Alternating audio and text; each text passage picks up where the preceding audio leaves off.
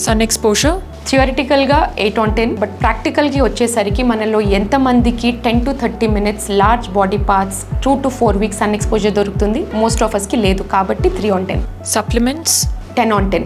ఇది controlled measured, మనకి dose తెలుసు, అవుట్కమ్ తెలుసు. సో 10/10 స్పెషల్గా డెఫిషియన్సీస్ ఉండే వాళ్ళకి, లిమిటెడ్ సన్ ఎక్స్పోజర్ ఉండే వాళ్ళకి అండ్ ఎల్డర్లీ ఇండివిజువల్స్లో 10/10. Natural foods 3/10.